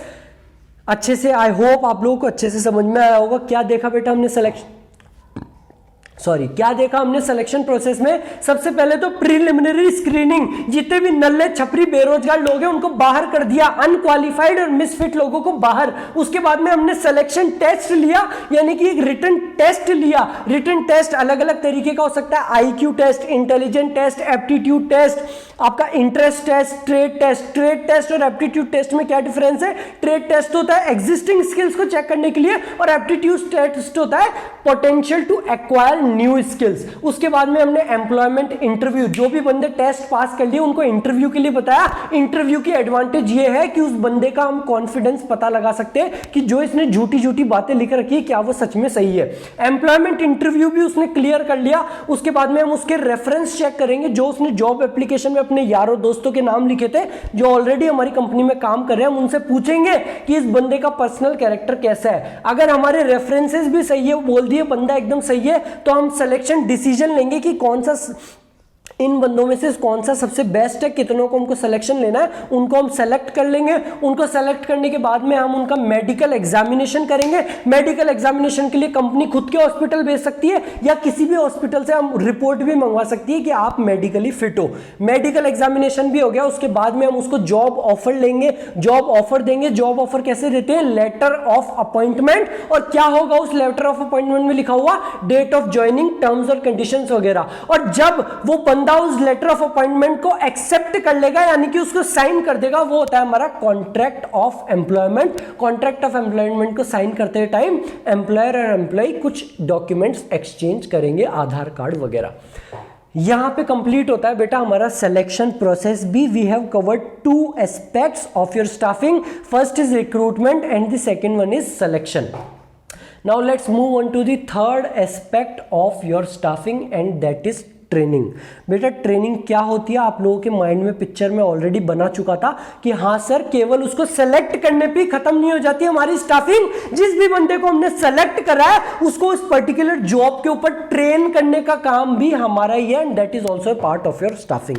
तो क्या होता है बेटा ट्रेनिंग और डेवलपमेंट? सबसे पहले तो ट्रेनिंग और डेवलपमेंट में भी डिफरेंस होता है। ट्रेनिंग तो होता है एक पर्टिकुलर काम को करने के तरीके को समझाना। हमने अकाउंट्स मैनेजर को अपॉइंट करा है, अब उसको टैली में एंट्रीज को कैसे करना है इसको समझाने का काम होता है ट्रेनिंग। और डेवलपमेंट होता है उसकी ओवरऑल ग्रोथ से, मतलब कि वो बंदा इस चीज को भी सीख ले, टैक्स के बारे में भी सीख ले और उसकी कम्युनिकेशन स्किल्स भी हो जाए, तो ओवरऑल ग्रोथ तो होता है development. Training means equipping the employees with the required skills to perform the job. किसी भी जॉब को करने के लिए जो भी स्किल्स जरूरी है उसके बारे में उसको समझाना। The candidates are sent for training so that they can perform the job in the expected manner. And what is development? Development refers to overall growth of the employee की ओवरऑल ग्रोथ। डेवलपमेंट एक wider sense है और training हमारा थोड़ा narrow sense है, एक particular काम को करने का तरीका है। ठीक है सर, ये तो हो गया ट्रेनिंग एंड डेवलपमेंट। अब सर आपने बताया ट्रेनिंग एंड डेवलपमेंट, यानी कि उस बंदे को ट्रेन करना है, उसको डेवलप करना है, तो सर ये हम कर रहे हैं तो जरूर इसके कुछ फायदे भी होंगे। तो बेटा इस ट्रेनिंग एंड डेवलपमेंट के फायदे हैं और दोनों के लिए हैं, ऑर्गेनाइजेशन के लिए भी हैं और उस पर्टिकुलर एम्प्लॉय के लिए भी हैं। तो क्या है ये फायदे? What are the benefits of training and development? Organization के लिए फायदा क्या है? सबसे पहले तो रिड्यूस्ड लर्निंग टाइम, क्योंकि हमने उस बंदे को ऑलरेडी ट्रेनिंग दे चुकी है। इसके लिए जब वो उस एक्चुअल जॉब में काम करेगा तो उसका लर्निंग टाइम कम हो जाएगा। हमने उसको ऑलरेडी ट्रेनिंग दे दी है कि तुमको टैली पे ऐसे ऐसे काम करना है, तो जब वो असल काम करने में आएगा तो उसको नया काम सीखने में टाइम कम लगेगा। दूसरा, बेटर परफॉर्मेंस। जो भी एम्प्लॉय ट्रेंड होगा वो अनट्रेंड एम्प्लॉय से हमेशा बेटर परफॉर्म करेगा, क्योंकि वो सारी चीजें ऑलरेडी सीख चुका है। ये बहुत ही इजी सी बात है। हाँ सर ये तो इजी सी बात है। एक तो उसका लर्निंग टाइम कम हो जाएगा ट्रेंड एम्प्लॉय का, और ट्रेंड एम्प्लॉय अनट्रेंड एम्प्लॉय से बेटर परफॉर्मेंस देगा। तीसरी चीज एटीट्यूड फॉर्मेशन। बेटा ये जो ट्रेनिंग और डेवलपमेंट होता है ना, ये केवल उस पर्टिकुलर जॉब को करने के लिए ट्रेनिंग नहीं होती सर। मतलब तो ध्यान देना इस एग्जांपल पे। ट्रेनिंग एंड डेवलपमेंट में मैंने आपको बताया कि एक अकाउंट्स मैनेजर सपोज अपॉइंट हुआ, अब कैसे उसको टैली में काम करना है, कैसे एंट्रीज को छड़ाना है, इसकी हमने ट्रेनिंग दे दी। ये तो हो गई टैली में एंट्रीज को छड़ाने की ट्रेनिंग। बेटा हम केवल उसको यही ट्रेनिंग नहीं देंगे, हम उसको और भी ट्रेनिंग देंगे कि तुमको ऑर्गेनाइजेशन में कैसे रहना है, तुमको कैसे तैयार होकर आना है। हम उसको अपनी ऑर्गेनाइजेशन के बारे में बताएंगे कि हमारी ऑर्गेनाइजेशन इतनी पुरानी है, हमारी ऑर्गेनाइजेशन एम्प्लॉइज के लिए इतना अच्छा काम करती है, हमारी ऑर्गेनाइजेशन जो भी एम्प्लॉइज अच्छा काम करते हैं उनको हमारी कंपनी के शेयर्स भी देती है, उनको बाहर घूमने का मौका भी देती है। तो हम ट्रेनिंग से उसका एटीट्यूड फॉर्मेशन भी करेंगे, उसका एक पॉजिटिव एटीट्यूड देंगे हमारी ऑर्गेनाइजेशन के लिए। पहले जब वो ऑर्गेनाइजेशन में सेलेक्ट होकर आया था तो उस बंदे को ये था कि मेरे को मेरी सैलरी से मतलब है, थोड़ा बहुत काम करूंगा और आराम से सैलरी उठाऊंगा और यहां से चलता हुआ बनूंगा, दूसरी कंपनी में पहुंच जाऊंगा। लेकिन क्योंकि हमने उसको ट्रेनिंग दी, हमने बताया अपनी ऑर्गेनाइजेशन के बारे में कि कैसे हम तुमको बाहर घूमने को भेजेंगे, कैसे हम तुमको शेयर्स देंगे, तो उसका जो एटीट्यूड फॉर्मेशन है हमने पॉजिटिव कर दिया हमारी ऑर्गेनाइजेशन के लिए, क्योंकि उसका ऑर्गेनाइजेशन के लिए एटीट्यूड पॉजिटिव है। तो this is the benefit to the organization. The fourth benefit, it adds in or help in solving operational problems। सबसे पहले तो आप समझो ऑपरेशनल प्रॉब्लम्स क्या होती है। बेटा ऑपरेशनल प्रॉब्लम्स का मतलब उस जॉब को करते टाइम, ऑपरेट करते टाइम जो प्रॉब्लम्स आने वाली है, जैसे कि एब्सेंटिज्म, सेक्सुअल हरेसमेंट। जब हमने बंदे को अपॉइंट करा तो वो छुट्टियां बहुत करता था। अच्छा सर, हमने उसको एक महीने में 15 दिन की तो छुट्टी करता था कि आज मेरी तबीयत खराब है, आज मेरी नानी मर गई। लेकिन क्योंकि हमने उसको ट्रेनिंग और डेवलपमेंट दी है, हमने उसको अच्छी अच्छी बातें बताई है कंपनी के बारे में, और हमने उसको ये बातें भी बताई है कि अगर कोई भी ज्यादा छुट्टी करेगा, सेक्सुअल हैरेसमेंट करेगा, किसी को बिना बात के परेशान करेगा, तो उसको लात मार के कंपनी बाहर निकाल देती है। तो वो अवेयर रहेगा कि मुझको ज्यादा छुट्टियां नहीं करनी, मेरे को किस तरीके से बात करनी है लड़कियों से ऑर्गेनाइजेशन में, मेरे को कैसे मेरे एम्प्लॉइज से बात करनी है। हम उसको ऑलरेडी ये सारी चीजें ट्रेनिंग एंड डेवलपमेंट में बता चुके हैं। So this is also one of the advantage to the organization that it helps in solving operational problem. जो भी काम करते टाइम प्रॉब्लम आएगी, एब्सेंटिज्म, हैरेसमेंट वगैरह, ये सारी चीजें भी दूर हो जाएगी।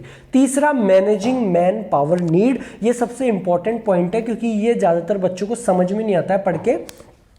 बेटा कुछ काम ऐसे होते हैं जो हर कोई नहीं, एक सेकेंड, कुछ काम ऐसे होते हैं जो हर कोई नहीं कर सकता।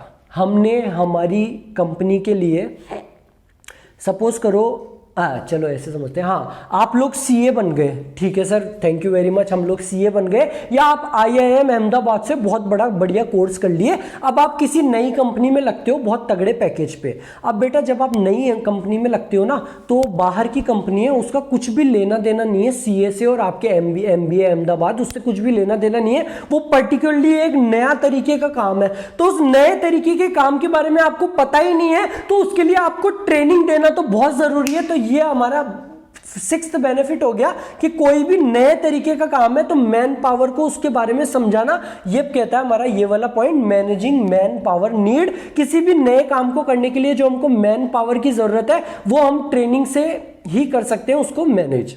The last one is it helps to adopt changes. जो भी चेंजेस जो हमने बिजनेस एनवायरनमेंट चैप्टर में पढ़ा था, ढंग से समझा था कि बिजनेस एनवायरनमेंट में तो चेंज आएंगे ही आएंगे, वो आपके हाथ में नहीं है, लेकिन उसको हमारी ऑर्गेनाइजेशन में अडॉप्ट करने में भी हमारी ट्रेनिंग एंड डेवलपमेंट मदद देती है। फॉर एग्जाम्पल, आप लोगों की कंपनी है कार मैन्युफैक्चरिंग कंपनी, आप लोगों ने बढ़िया बढ़िया इंजीनियर्स को अपॉइंट कर रखा है आईआईटी बॉम्बे, आईआईटी कानपुर से, लेकिन क्योंकि अभी बिजनेस एनवायरनमेंट में चेंज आ गया है, अब जो नई कार्स आ रही है वो इलेक्ट्रिक आ रही है, वो हाइब्रिड कार्स आ रही है, तो जो बिजनेस एनवायरनमेंट में नई इलेक्ट्रिक और हाइब्रिड कार्स का चेंज आया है, अब आपको इलेक्ट्रिक कार्स बनानी पड़ेगी। तो उस इलेक्ट्रिक कार्स को समझाने का, बनाने का तरीका भी तो आपको समझाना पड़ेगा, वो आप किससे समझाओगे? ट्रेनिंग से। So it also helps to adopt changes. So these were some benefits to the organization of training and development, जैसे कि लर्निंग टाइम, एक ट्रेन्ड एम्प्लॉय को अनट्रेंड एम्प्लॉय से जो लर्निंग टाइम होगा वो कम होगा। दूसरा, ट्रेंड एम्प्लॉय की परफॉर्मेंस अच्छी होगी अनट्रेंड एम्प्लॉय से। दूसरा, उसका एक पॉजिटिव एटीट्यूड बन जाएगा ऑर्गेनाइजेशन के लिए। तीसरा, जो भी ऑपरेशनल प्रॉब्लम्स है, हरेसमेंट, एब्सेंटीज्म वगैरह, वो सारी दूर हो जाएगी हमारी ट्रेनिंग से। Fifth one, managing man power need, कोई ऐसा काम जिसको करने के लिए हमको ट्रेनिंग देना जरूरी है, तो ऐसे काम के लिए मैन पावर को मैनेज करना भी हमारे ट्रेनिंग से होगा। लास्ट वन, बिजनेस एनवायरनमेंट में जो भी चेंज आ रहा है उसको हमारे ऑर्गेनाइजेशन में अडॉप्ट करने के लिए भी ट्रेनिंग जरूरी है। जो हमने एम्प्लॉय को ट्रेनिंग एंड डेवलपमेंट किया, हमने उसको ट्रेनिंग दी, केवल ऑर्गेनाइजेशन को नहीं, उस पर्टिकुलर बंदे को भी उसके फायदे होंगे। क्या क्या फायदे होंगे? First, better career options. आप नई कंपनी में गए थे, आपको ट्रेनिंग दी थी टैली पे एंट्रीज चढ़ाना। बेटा क्योंकि आप टैली में एंट्रीज चढ़ाना सीख चुके हो तो अब आपके पास में और करियर ऑप्शंस है। आप और अच्छे अकाउंट्स मैनेजर किसी दूसरी कंपनी में भी जा सकते हो, वो आपको ऑलरेडी अपॉइंट कर लेगी कि इस बंदे को ऑलरेडी टैली चलाना आता है, इसको ऑलरेडी ये वाला सॉफ्टवेयर चलाना आता है। Improved skills and knowledge due to training bring better career options for employees. The next one is earning more, क्योंकि आपके पास में वो पर्टिकुलर एबिलिटी आप सीख चुके हो, वो पर्टिकुलर स्किल सीख चुके हो, तो आप ज्यादा कमाओगे। Improvement in performance helps in earning more, बेटा ये भी आपका एम्प्लॉय का फायदा हो गया, वो कमाएगा ज्यादा, उसके पास में करियर ऑप्शंस ज्यादा हो गए। तीसरा, boosting up the morale of employees. Training increases the satisfaction and morale of employees, क्योंकि पर्टिकुलर बंदा उस काम में ट्रेंड है तो वो भी एक मोटिवेटेड रहेगा, उसका भी जो मोरल है वो हमेशा हाई रहेगा कि हाँ मेरे को ये काम आता है, मैं ट्रेनिंग में सीख चुका हूँ, मैं फटाफट कर लूंगा। अगर उसको ट्रेनिंग ही नहीं देंगे तो परेशान रहेगा कि यार कैसे क्या काम करूँ, किससे पूछूं, लेकिन क्योंकि हमने उसको ट्रेनिंग दे रखी है तो उसका मोरल हाई रहेगा। Last one, less chances of accidents. बेटा आपने कई लोगों ने सुना होगा, जो भी वर्कर्स फैक्ट्री में काम करते हैं, किसी बेचारे का हाथ कट गया, किसी का क्या हो गया, तो क्योंकि हमने उसको ट्रेनिंग दे दी है तो जो एक्सीडेंट्स के चांसेस है वो कम हो जाएंगे। Training makes employees more efficient so there are less chances of accidents. These were some benefits to the employees also of your training and development. अब बेटा जो हमने ट्रेनिंग और डेवलपमेंट दी, हमने समझ लिया ट्रेनिंग क्या होता है, हमने समझ लिया डेवलपमेंट क्या होता है, हमने उसकी इंपॉर्टेंस भी देख ली ऑर्गेनाइजेशन के लिए भी और एम्प्लॉय के लिए भी। अब उस ट्रेनिंग को देने के तरीके देखेंगे हम। We'll look into the methods of training. So there are two methods of training. The first one is on the job training and the second one is off the job training. बेटा ये दोनों नाम से clear है। अगर हम किसी भी एम्प्लॉय को जॉब करते टाइम ट्रेनिंग दे तो वो तो होता है ऑन द जॉब ट्रेनिंग, और अगर हम उसको जॉब से छुट्टी देके कहीं बाहर घुमाने लेके जाएं कि चलो तुमको मालदीव घुमाने चलते हैं, चलो तुमको हम यहां घुमाने चलते हैं, और वहां पे जाके उसको हम ट्रेनिंग दे कि ये काम सीख लो और वापस आके अपनी जॉब पे काम करना, वो होता है आपका of the job training. When employees are trained while they are performing the job, employees learn while doing, काम करते हुए सीखते हैं, वो तो होता है on the job training. Off the job training means training the employees by taking them away from the work position. बेटा उनके काम से दूर लेके जाके हम उसको सिखाएंगे, तो वो होता है off the job training. बेटा इस ऑन द जॉब ट्रेनिंग के भी कुछ टाइप्स है और ऑफ द जॉब ट्रेनिंग के भी कुछ टाइप्स है कि हम काम करते हुए कैसे सिखाते हैं। So what are the types of on the job training? First is apprenticeship program, second is internship and the third one is induction और ओरिएंटेशन ट्रेनिंग। बेटा ये तीन तरीके की ट्रेनिंग होती है हमारी ऑन द जॉब ट्रेनिंग। सबसे पहला अप्रेंटिसशिप प्रोग्राम। अप्रेंटिसशिप प्रोग्राम क्या होता है? तो बेटा अप्रेंटिसशिप प्रोग्राम होता है जब भी एक मास्टर वर्कर या कोई ट्रेनर एम्प्लॉय को सिखाए। सर वो कैसे? आपका अपॉइंटमेंट हुआ था अकाउंट्स मैनेजर, आपको बैलेंस शीट बनानी है कंपनी की, टैली के ऊपर आपको सारी एंट्रीज चढ़ानी है और कंपनी की बैलेंस शीट बनानी है। तो आपको एक मास्टर वर्कर अपना जो आपका बॉस है वो आएगा, वो काम करेगा और आपको बोलेगा ऑब्जर्व, मुझे देख। जब आप मास्टर वर्कर को काम करते हुए देखोगे, उसको ऑब्जर्व करके सीखोगे, जब वो काम कर लेगा फिर वो आपको बोलेगा चल अब तू काम कर, मैं तेरे को देखूंगा। फिर आप काम करोगे, वो आपको देखेगा। जब आप अच्छे से काम को सीख जाओगे तो मास्टर वर्कर और ट्रेनर चले जाएगा और आप अपनी जॉब करते हुए रहोगे। रहोगे।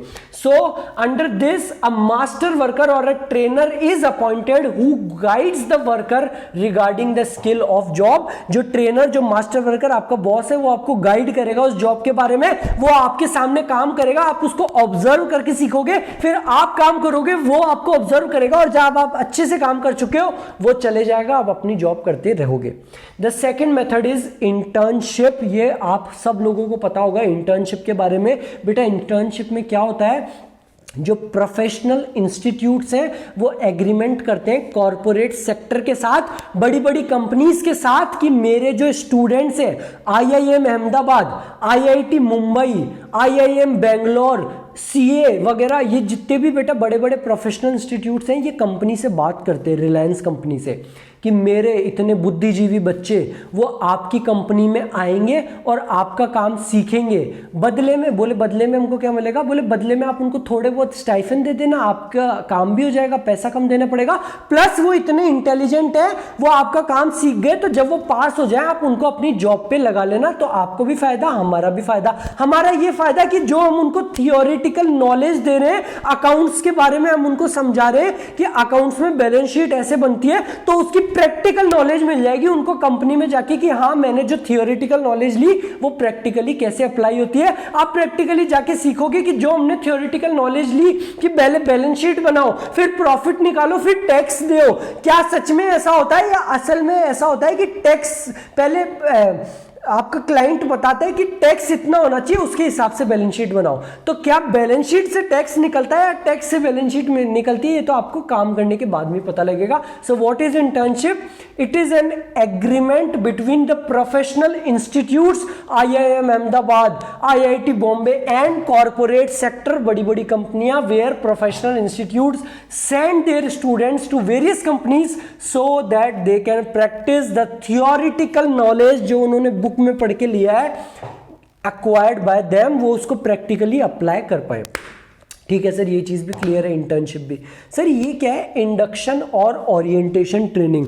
तो बेटा ये ओरिएंटेशन थोड़ी देर पहले भी आपकी क्लास में आया था, जब हमने 4th स्टेप देखा था आपके स्टाफिंग प्रोसेस का। पहला तो था कितने आदमी थे, दूसरा था रिक्रूटमेंट, तीसरा था सिलेक्शन, और आपका 4th था प्लेसमेंट एंड ओरिएंटेशन। उसमें भी मैंने आपको बताया था कि ओरिएंटेशन का मतलब है एग्जिस्टिंग एम्प्लॉइज से परिचित करवाना, हमारे नए एम्प्लॉइज को, नए एम्प्लॉय को वेलकम करना और बताना कि देखो ये नए शर्मा जी आए हैं, हमारे प्रोडक्शन डिपार्टमेंट के हेड, ये मिलिए, ये सेल्स डिपार्टमेंट के हेड है, ये परचेज डिपार्टमेंट के हेड है, उनसे मिलवाना होता है ओरिएंटेशन। तो जो बड़ी बड़ी कंपनीज होती है ना बेटा, उसमें एक ओरिएंटेशन की ट्रेनिंग होती है कि आओ बैठो, देखो ये हमारी कंपनी के बारे में समझो, हम ऐसे ऐसे परफॉर्म करते हैं, हम इस तरीके से हम ऑपरेट करते हैं, ये आपके CEO हैं, आपको इसको रिपोर्ट करना है, वो अपनी कंपनी के बारे में बताते हैं। ये होती है हमारी ओरिएंटेशन ट्रेनिंग। तो जब वो जॉब पे होता है, ये हम ओरिएंटेशन ट्रेनिंग उसको तभी देते हैं।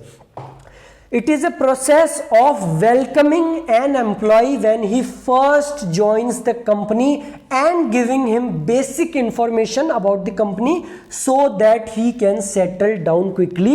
जैसे कि कभी आप लोग अगर एयरप्लेन में गए होंगे, एरोप्लेन में, तो आपने देखा होगा ना कि एक सुंदर सी मैडम आती है, वो बताती है कि 2 द्वार इस तरफ है, 2 द्वार उस तरफ है। अगर कोई भी कठिनाई हो, कोई भी ऐसी चीज हो कि प्लेन को उतारना पड़े, तो आपको इस द्वार से कूदना है, इसको तोड़ के आप ऐसे लगा लेना, वो ऐसे कर लेना। ये क्या होता है बेटा, ये जो ट्रेनिंग होती है ना, ऐसी कुछ ट्रेनिंग हमारी एम्प्लॉय की भी होती है। जब वो नया नया आता है, उसको वेलकम करते हैं, उसको कंपनी के बारे में बताते हैं, उसको ये सब चीजें भी बताते हैं कि अगर ऑर्गेनाइजेशन में आग लग जाए तो आपको यहां से जाना है, आपको ऐसे जाना है। ये सारी चीजें भी हम उसको बताते हैं हमारी ओरिएंटेशन ट्रेनिंग में। तो आपको समझ में आ गया होगा, it is a training to welcome an employee when he first join the company, ताकि वो बेसिकली सेटल हो पाए किसी भी कंपनी में।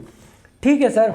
ऑन द जॉब ट्रेनिंग, यानी कि जॉब करते करते ट्रेनिंग के भी हमने 3 पार्ट देख लिए। अप्रेंटिसशिप प्रोग्राम, जहां पे मास्टर वर्कर को अपॉइंट करेंगे, वो बताएगा काम को कैसे करना है, एम्प्लॉय ऑब्जर्व करेगा, ऑब्जर्व करने के बाद में एम्प्लॉय काम करेगा, मास्टर वर्कर ऑब्जर्व करेगा, जब वो काम को सीख चुका है तो मास्टर वर्कर चले जाएगा, एम्प्लॉय काम करता रहेगा। दूसरा इंटर्नशिप, इंटर्नशिप में एक एग्रीमेंट होगा प्रोफेशनल इंस्टीट्यूट्स और कॉर्पोरेट सेक्टर, बड़ी बड़ी कंपनियों का, कि हमारे बच्चे आपके पास आएंगे, काम करेंगे, ताकि वो जो थियोरिटिकल नॉलेज लिए हैं कि अकाउंट्स से बैलेंस शीट ऐसे बनती है, वो उसको प्रैक्टिकली भी अप्लाई कर पाए। And the third one is induction और ओरिएंटेशन ट्रेनिंग। जो भी नया एम्प्लॉय आया है उसको वेलकम करने की एक ट्रेनिंग होती है ताकि वो बेसिकली सेटल हो पाए।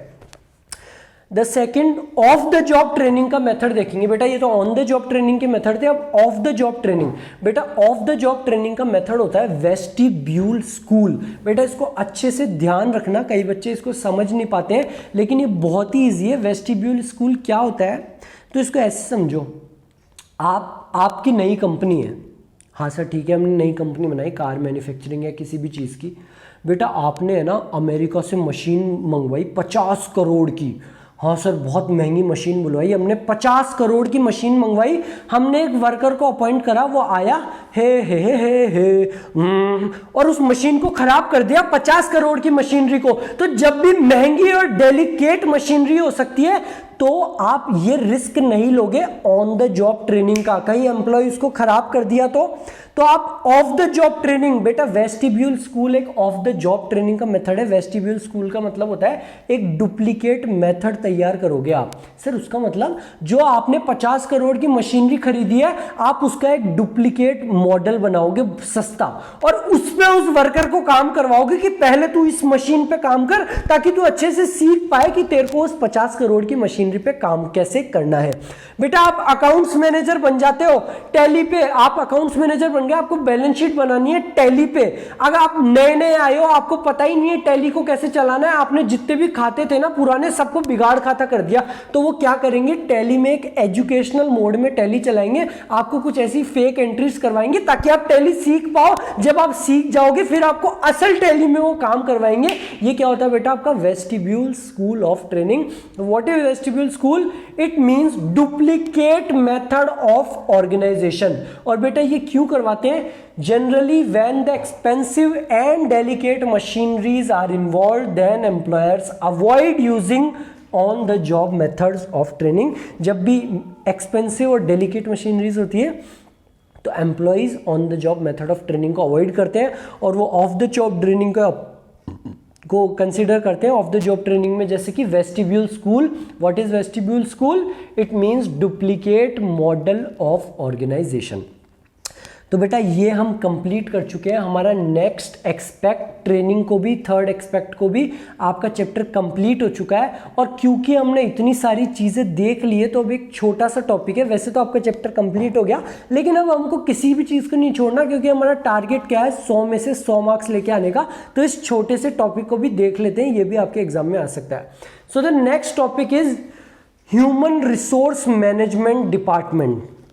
तो बेटा अभी तक जो भी हमने समझा स्टाफिंग के बारे में, जो भी आपके माइंड में पिक्चर है स्टाफिंग में ये होता है, तो ये आप एकदम सही है। आपने ऑर्गेनाइजिंग बनाया, परचेज डिपार्टमेंट बनाया, प्रोडक्शन डिपार्टमेंट बनाया, सेल्स डिपार्टमेंट बनाया, और आपने मैनेजर्स को बोल दिया कि अपने अपने डिपार्टमेंट के लिए बंदे अपॉइंट कर लो। परचेज डिपार्टमेंट वाला अपने बंदे अपॉइंट कर रहा है, प्रोडक्शन डिपार्टमेंट वाला अपने बंदे अपॉइंट कर रहा है, सेल्स डिपार्टमेंट वाला अपने बंदे अपॉइंटमेंट कर रहा है, यानी कि लाइन मैनेजर्स अपॉइंट कर रहे हैं। परचेज डिपार्टमेंट वाला अपना, प्रोडक्शन डिपार्टमेंट वाला अपना, सेल्स डिपार्टमेंट वाला अपना, लाइन मैनेजर्स ही स्टाफिंग का फंक्शन कर रहे हैं। तो जब भी ऑर्गेनाइजेशन छोटी होती है तो वहां पे तो होता है स्टाफिंग, और जब भी ऑर्गेनाइजेशन बड़ी होती है, रिलायंस, टाटा, तो यहां पे हम इस काम को करने के लिए एक अलग से डिपार्टमेंट बना देते हैं, ह्यूमन रिसोर्स मैनेजमेंट डिपार्टमेंट। जैसे कि आपका परचेज डिपार्टमेंट था, आपका सेल्स डिपार्टमेंट था, ऐसी एक नया डिपार्टमेंट बन जाता है ह्यूमन रिसोर्स मैनेजमेंट डिपार्टमेंट। एक एचआर हेड अपॉइंट हो जाता है जिसका सारा काम होता है ये स्टाफिंग वगैरह, कंपनसेशन देना, सैलरी देना, प्रमोशन देना, उनको मेंटेन करना, ये सारा काम किसका हो जाता है? ह्यूमन रिसोर्स मैनेजमेंट डिपार्टमेंट का। तो तब आपका जो स्टाफिंग है वो एक छोटा पार्ट बन जाता है अपने ह्यूमन रिसोर्स मैनेजमेंट का। स्टाफिंग तो हो जाता है एक छोटा नैरो सेंस में और ह्यूमन रिसोर्स मैनेजमेंट एक वाइडर सेंस में। So human resource management is the part of management process. Management process में क्या क्या था बेटा? परचेज डिपार्टमेंट, ये सब उसका ही एक पार्ट बन जाता है। It is the part of management process which develops and manages the human elements of enterprise considering their knowledge, skill, creativity. Generally, when functions are carried out at small scale level in small organizations by every manager, purchase department, sales department, production department, we call it staffing function. but when these functions are performed at large scale in big organizations, there is need to create a separate department called human resource management department. बड़ी organisation में हम एक अलग department बना देते हैं human elements को manage करने का, and that is called as human resource management department. So basically staffing is a part of human resource management. बेटा ये आपका स्टाफिंग एक छोटा सा पार्ट है हमारे ह्यूमन रिसोर्स मैनेजमेंट का ही। So thank you very much. ये थी हमारी आज की क्लास स्टाफिंग के ऊपर। आई अश्योर यू पीपल, आपको केवल ये वीडियो देखना है और स्टाफिंग चैप्टर आपका पूरा अच्छे से क्लियर हो जाएगा। इसके बाहर से आपके स्टाफिंग चैप्टर में कुछ भी नहीं आने वाला है। इसके बाद में आप एक मेरा रिविजनरी वीडियो भी देख लेना जो मैं आपके एग्जाम टाइम पे डालूंगा, and will ultimately achieve our target of 100 out of 100 marks in your economics. So thank you very much. मिलते हैं हम हमारी नेक्स्ट क्लास में। Thank you very much.